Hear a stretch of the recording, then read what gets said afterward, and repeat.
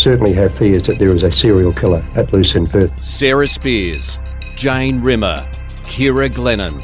And every time you saw a young girl walking by, you think, oh God, is she going to be the next victim? Now, one man stands accused. If police are right and Edwards is the Claremont serial killer, he's been hiding in plain sight for 20 years. Week 9 of the Claremont serial killings trial began with a surprise visitor to the courtroom. Welcome to day 37 of Claremont in Conversation. Natalie Bonjolo in the studio with Damien Cripps, and calling in from Supreme Court, Tim Clark. And we'd also like to welcome today special guest Shane Brennan, who's a very well-known name in Perth. Shane, you're a criminal defence lawyer with a vast experience in murder trials. Can you just tell us a little bit about yourself and the kinds of cases you've covered? Yes, well, I've been a criminal lawyer and a defence lawyer for about 42 years or more. I've done just about every case you could think of. Not a lot of murders, but probably a few dozen over the run. But I generally, my main work is in drug cases, fraud, and things like that. But yeah. I recently completed a long murder case that last year, which was very DNA driven. So, yes. Well, we keep saying in this podcast that this trial is really unlike anything we've ever seen before. Would you agree with that? Not particularly. How so? Well, how so? Because it's interesting because the alleged perpetrator has not been discovered until recent times. That's what makes it unique. But having said that, many cases, murder cases, drug cases, all sorts of cases are often DNA driven. And this case is clearly, the key to this case is DNA.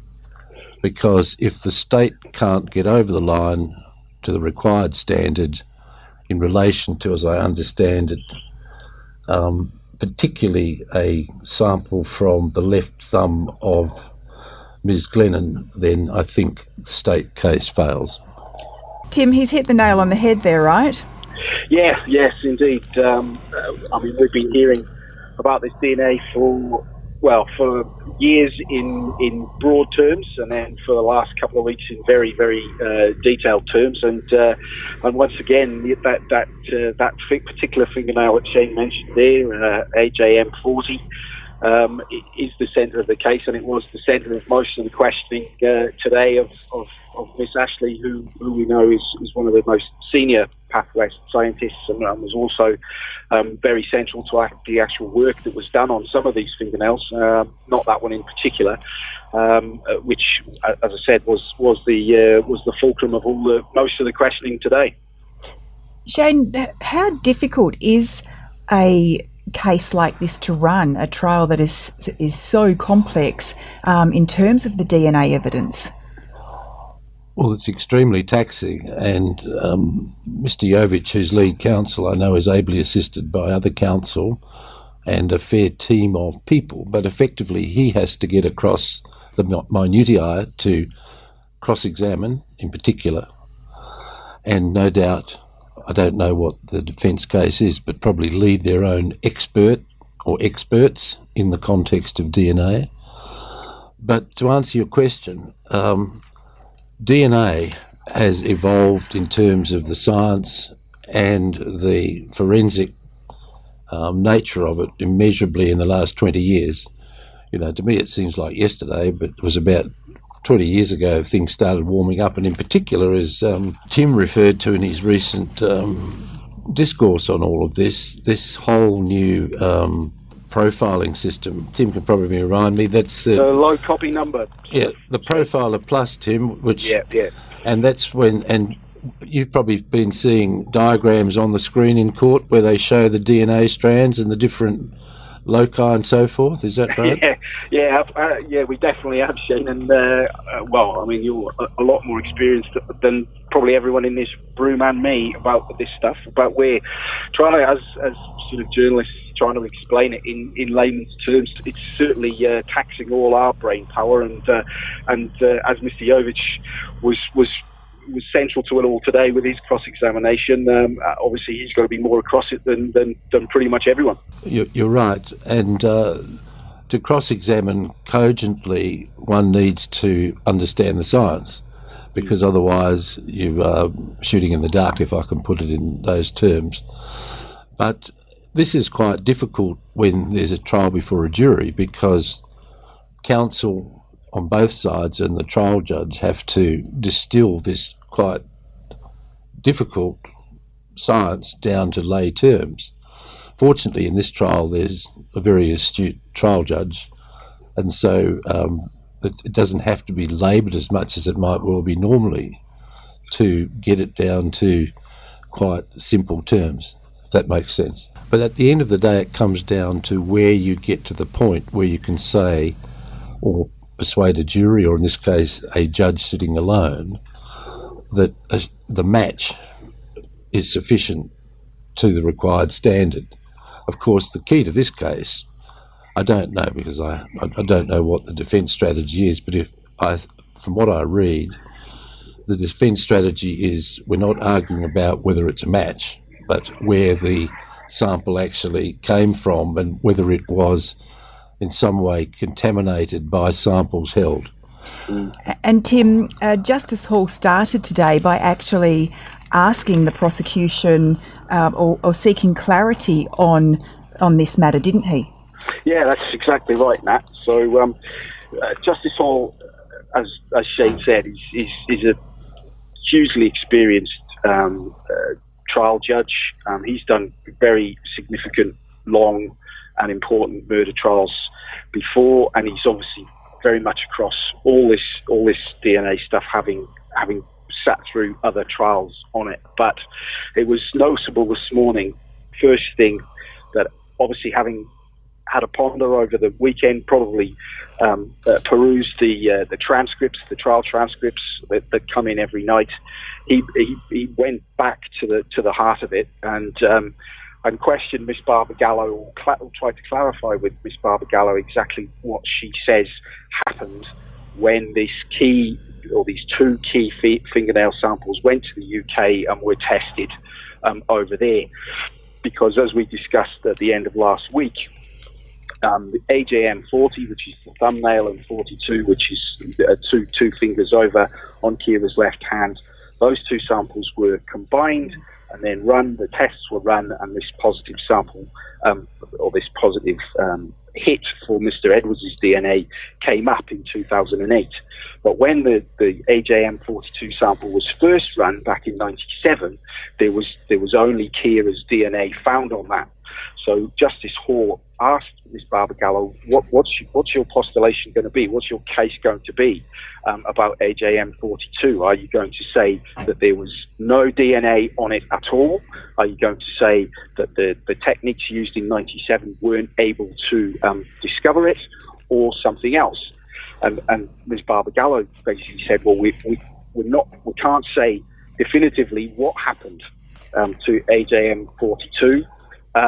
But what we are going to say is that there was nothing found on those tests in 97, and there was in 2008, and there are various options that we could go to when the time comes to argue that. So, Shane, what do you make of the judge seeking that kind of clarity? The judge is obviously curious about that, but so there is.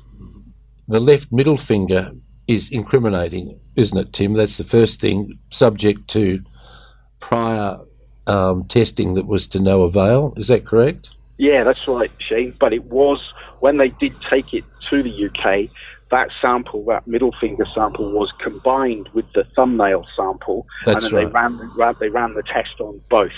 And so what the judge was saying was, well, A, that there has to be some explanation for that.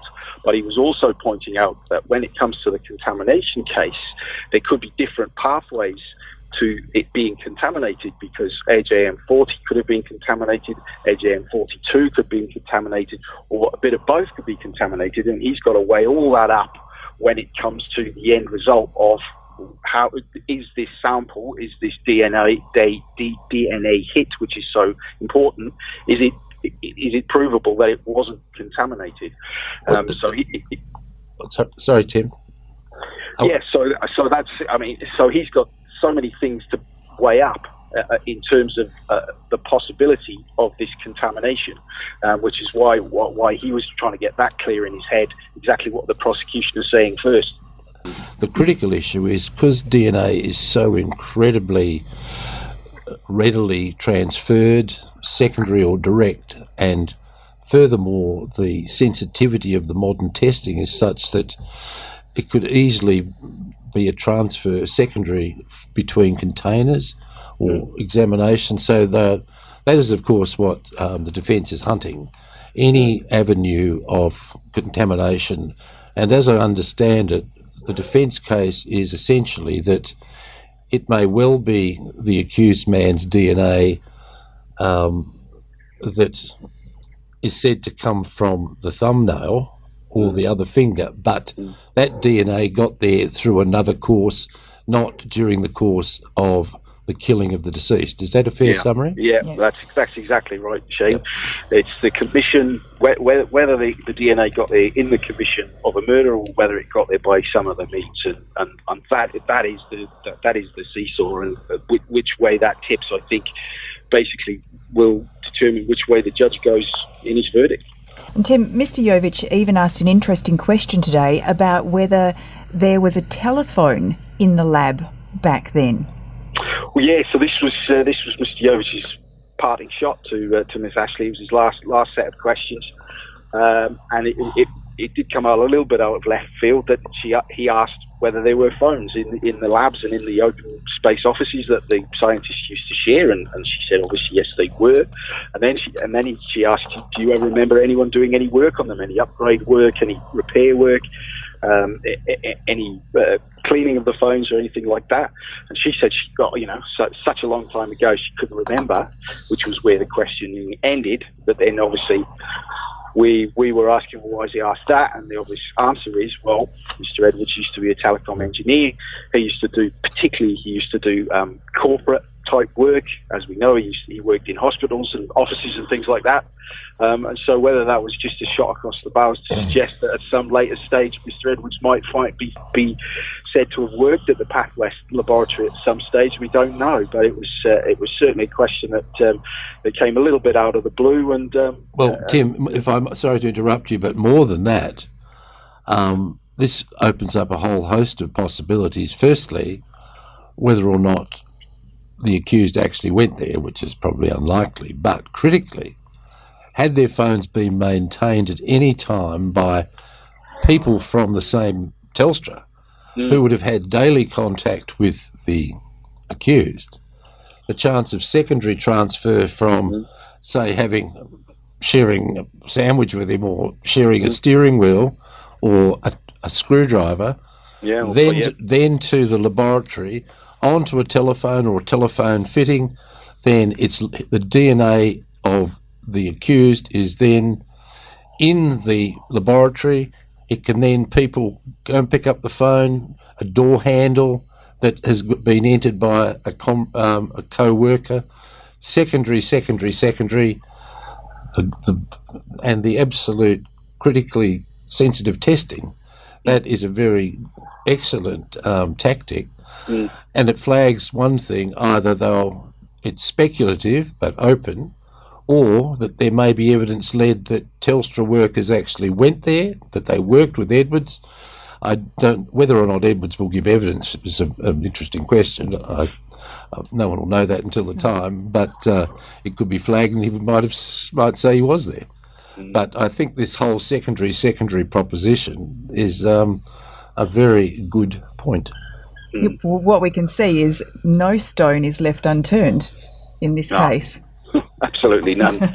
Absolutely none. Could I just interject there? Since we've got Shane here, and he's been trampling the aisles of the courts longer than I have, Shane, can you recall how far back it was that you first recall DNA evidence becoming something that was coming up in trials? I honestly can't recall, but certainly I'd say this century that it really became material. And probably, 205 onwards, something like that. It started appearing, particularly because I do a lot of drug cases, and DNA is a serious part of the investigative tool of the organised crime squad. And so I've confronted DNA in countless trials in the drug context. But in the murder cases, certainly the one I did last year, which is a very long retrial, DNA was a reasonably central part, but not definitive. Can you tell us, just extending on from that, having been around doing trials in 2005 and 15 years later, is the view on DNA from where your standpoint is better or worse on how it affects trials? Well, I don't profess to be an expert on DNA. There's a barrister friend of mine who was actually co-counsel on this trial I just did. He's very well across DNA. And what came out of all this, including our expert and the state expert, was that DNA, if you want to put it in real simple lay terms, isn't the definitive animal it was always thought to be. You can, and I forgot the name of the expert we called from Sydney. Tim, who's the expert on this trial, do you know, for the defence? I don't actually, Shane. They haven't, as you defence lawyers are wont to do. You keep your cards quite close to your chest. So we haven't actually heard his name in dispatches yet. But because the chief, I know he's very well regarded, and quite experienced in this field, and I think he'd want to be given the public interest and scrutiny on this trial. Yes, well, Tim, the state would know who the defence expert is. The judge would, because all the expert reports would have been exchanged a long time ago. Absolutely. But irrespective of who it is, what has come clear in my mind, if I can put it in a lay perspective way, is DNA is not the silver bullet it's made out to be, and with absolute scrutiny in terms of secondary transfer probabilities, it is not shut the gate if the DNA is there. There's great scope to dig deep into it, if I can put it metaphorically. Yeah. Shane, you've told us just how much work the defence go to in looking at the DNA. We have a question from a listener who asks, how does the defence choose its experts? Do they, figuratively speaking, go door knocking until they find someone who will support them, or do they already have people in mind? Well, in terms of, let's say, my recent experience, the fellow that we used from New South Wales actually is an accredited expert. I attended a conference where he gave a paper, and he was very impressive. He's generally the go-to expert, and there's go-to experts everywhere. But these people who hold expertise, they don't give you what you want. They tell you how it is, because if they gave you what you want, it'd be the last job they'd ever have, because they'd be torn to pieces.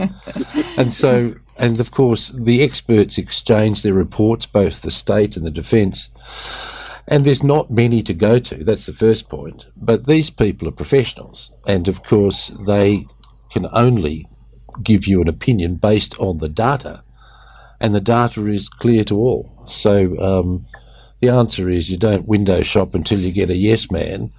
You want someone who is a true man, who will give an objective opinion that will stand cross-examination by the state, and indeed judges who often climb into the ring if they feel that someone is gilding the lily. And Rob, just in furtherance of what Shane has said, what we will often do is call our colleagues. So if we're looking for a specific expert in a specific field, if we don't know one, we'll just call someone down the end of the corridor, and perhaps that lawyer might know or have used one in the past. So there's a pretty specific pathway to getting them. And we've heard during the course of the trial, we've heard how the DNA processes have changed so much in the just these last few years even. Tim, was Anne-Marie Ashley cross-examined today about the processes back then in the 1990s compared to today? Yeah, she was, Nat, as we expected, and the whole gamut of the PathWest laboratory, the process, the staffing, the storage, the labelling, the logging of all this work was dug quite deep into, and it basically started off with a history lesson of how PathWest was in 95, 96, 97 when these exhibits were first coming into their orbit, and she said when it was only a year into her career at PathWest, and at that time there were only a handful, maybe 5 or 6 forensic scientists doing work there. And it was, but they were getting lots and lots of cases, up to about 800 cases a year. So she was questioned about how much pressure they were under, workload, stresses, that type of thing. And put quite bluntly to her, were you put under pressure by not undue pressure or undue influence, but were you being did you feel pressure from the police, from the courts, from the DPP to get results done quickly? And she was quite candid in saying, well, yes, it was a big workload, which is why the staff very quickly increased. But we did everything we could to make sure that we did everything right, for all the rules and regulations we had at that time. But as Shane's alluded to, they were nowhere near the care, I suppose, taken. They only started wearing hairnets after the early 2000 masks in late 97, 1998, which you would think would be, an absolute essential now, but they weren't thought of that then. And then there was also questioning about specific processes done, how things were swabbed, how things were stored, how things were labelled, and she was taken through that in quite some detail. But I've got to say, she was quite candid at times in her evidence that yes, there was a lot of work. Yes, of course, we make mistakes along the way, but quite pointedly towards the end of right at the end of her evidence today, she was asked specifically by Ms. Barbara Gallo whether there was any documentation related to these 2 specific exhibits that the defence suggests might have somehow cross-contaminated each other, and she said no, there was nothing in either case file to suggest that any contamination event had occurred. So, and that was the denouement of her evidence. That was her parting shot as she left the witness stand. And was she asked about the actual times of the various testings and whether the Karrakatta samples and the fingernail samples were ever tested on the same day in the same lab? Yes, she was taken through or asked to provide a timeline for all the specific events that occurred with both these samples, with the fingernail samples and with the samples from the Karrakatta rape victim. And she ticked them off one by one, all the different processes that were gone through. She gave a time, specific days when the processes were done. And it transpired that the closest either of these exhibits ever came to each other was about 2 weeks. There was a 2-week gap in May 97 between work on one and work on the other. And the furthest away was years. And she was also specifically asked were they ever tested at simultaneously or at the same time in terms of being run through the cycle spinner that they used to extract the DNA. She said no, there was no evidence that one batch had ever come into contact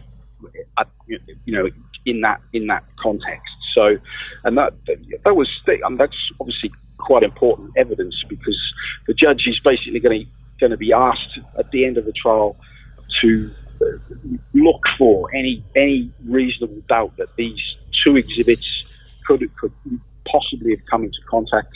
And from Ms. Ashley's evidence, there were quite significant time gaps between the processes from the two batches from the two separate cases. Shane, would that strengthen the prosecution's claims that there is absolutely no chance of cross-contamination here? Well, that's why. Tim, has that witness finished? Was that the re-examination by the prosecutor, what you just referred to? Yeah, so that was the last portion of her evidence in chief, Shane, but she was then sort of asked to reiterate it then in re-examination a couple of hours later. I see. Yes, well, what the state is seeking to do, obviously enough, is to try to put to bed, if I can use that euphemism, any question of cross-contamination, secondary, direct, through equipment, human handling, or otherwise. And so, of course, that was part, was it not, Tim, the state's attempt to seek to put out any bushfire the defence might have lit in cross-examination? Yeah, I mean, they were quite obviously trying to put as much distance in time and physical distance between these two batches of exhibits that they possibly could, because I mean it is the same physical space that these two batches of evidence were sharing, but different boxes, different freezers, different storage containers, and obviously then inside bags and inside pots themselves. But that distance in time was where the prosecution obviously wanted to finish Ms. Ashley's evidence in chief, to try and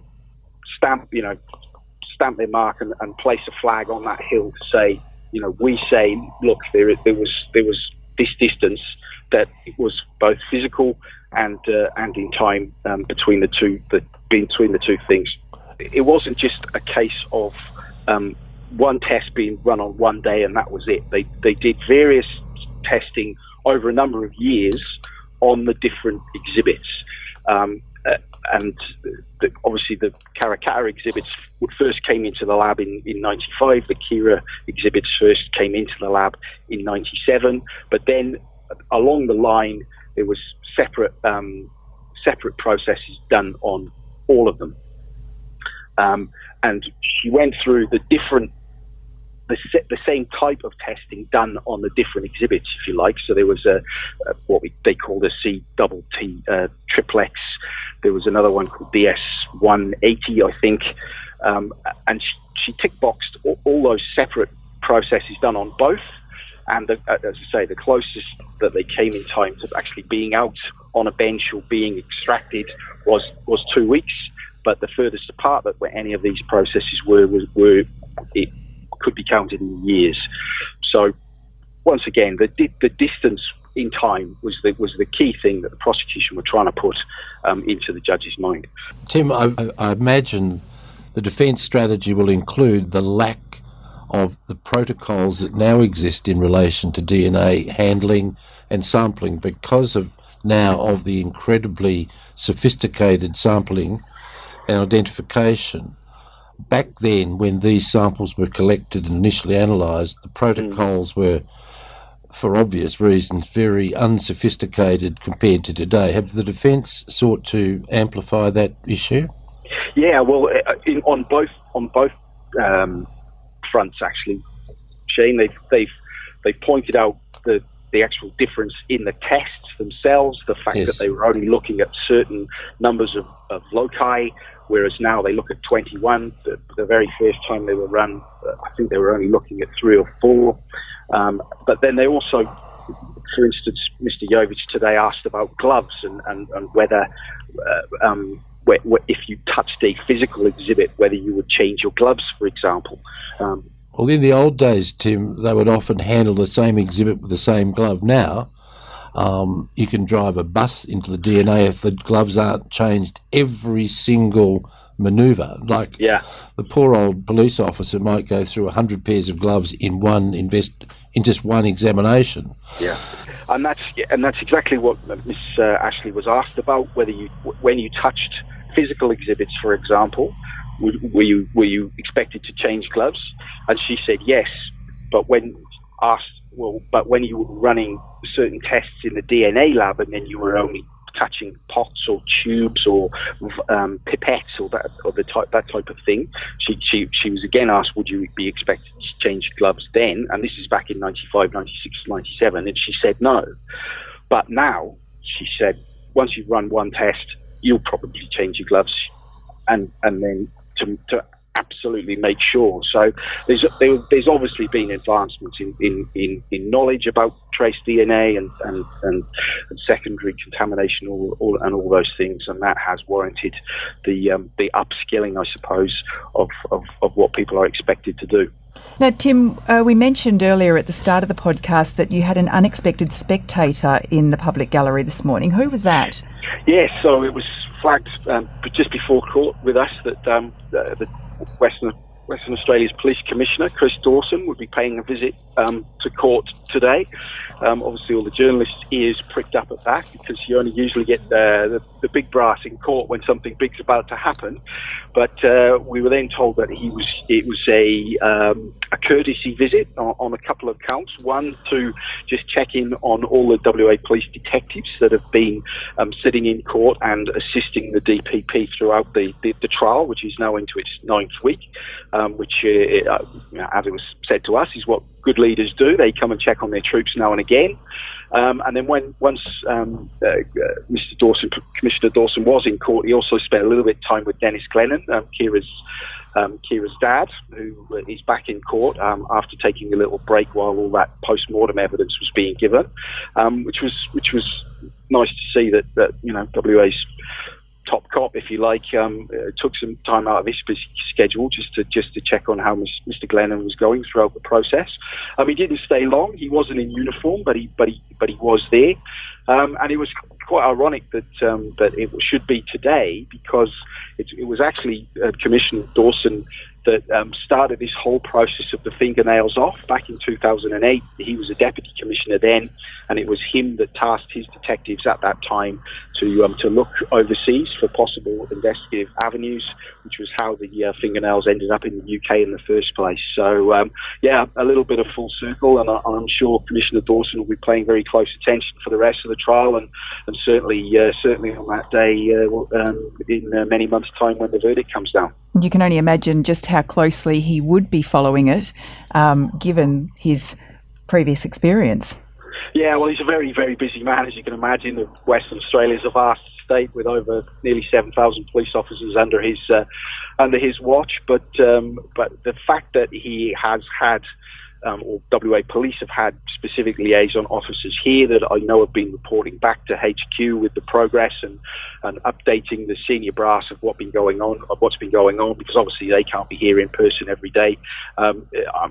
As we've said so many times, this is a hugely important case for everyone involved, not least the police that have been investigating it for nearly 25 years. Yeah. Can you tell us what will be happening in court tomorrow? So we've got more PathWest evidence to come tomorrow. It'll be a fresh witness, because Miss Ashley actually finished her evidence quite late today, or very late today. So we understand it's a chap called Martin Blooms, who was one of the, started as a lab technician and then became a forensic scientist at PathWest over that journey. Very experienced, very long-standing staff member at PathWest, and so he'll be put through his paces tomorrow as to his role in testing these bits of evidence over the years. Yeah. Well, thank you all for your time today. Much appreciated and very enlightening. Thanks for coming along and joining us today, Shane, and thank you for your company. You can contact us at claremontpodcast@wanews.com.au. We look forward to joining you again tomorrow with Alison and Tim for day 38 of Claremont in Conversation. This podcast was produced by Kate Ryan and Alicia Preedy and recorded in the studios of 7 West Media. Audio files were provided from the archives of the 7 Network and the West Australian. Sign up for daily emails and all the latest on the Claremont trial at thewest.com.au. Enjoying this podcast? If the story behind the headline matters to you, then you can count on thewest.com.au to deliver. For more on Claremont the Trial, follow the live blog, watch the nightly news updates, and sign up for daily email updates at thewest.com.au. Subscribe now for just $1 a day at thewest.com.au.